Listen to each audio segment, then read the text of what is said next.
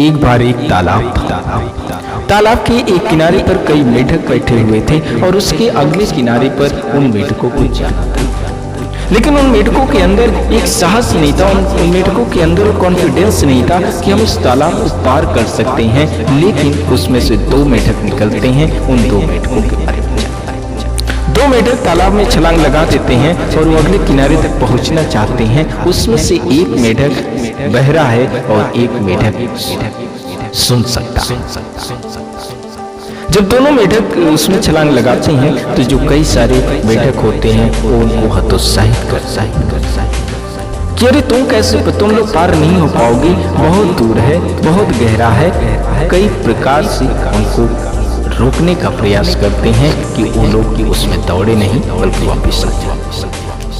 लेकिन सोचिए कि एक मेढक जो सुन रहा था, उनकी आवाजों को सुनकर उसके अंदर का जो कॉन्फिडेंस लेवल था वो बिल्कुल लो हो गया और वह कहा वास्तविक हम पार नहीं कर पाएंगे, और वह जो है वहीं से वापस चला। लेकिन जो अगला वाला मेढक था जिसको सुनाई नहीं देता था, वो बल्कि और उत्साह से और उत्साहित होकर उस किनारे तक पहुंचना चालू कर दिया, क्योंकि उसको इन लोगों की बात नहीं सुनाई दे रही थी। और वह अंततः जो बहरा वाला मेढक था वह अंततः अगले किनारे तक पहुंच जाता है। तो दोस्तों, आपके बगल में, आपके पास में, आपके आसपास कैसे व्यक्ति रह रहे हैं यह डिपेंड करता है आपके फ्यूचर और आपके हौसलों और आपके उद्देश्य को प्राप्त करता है।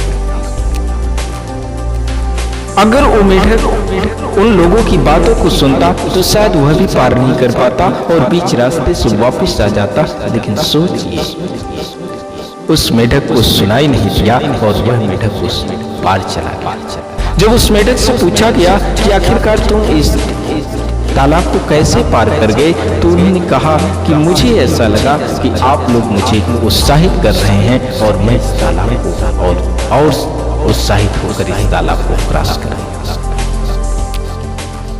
तो दोस्तों, अपने आसपास के, अपने आस पड़ोस के एनवायरनमेंट का एक व्यक्ति के जीवन पर बहुत प्रभाव पड़ता है। आपके आसपास का एनवायरनमेंट कैसा है, क्या आपको हतोत्साहित कर रहा है या आपको उत्साहित कर रहा है, यह इस बात पर निर्भर करता है कि आपको उत्साहित कर रहे हैं या नहीं।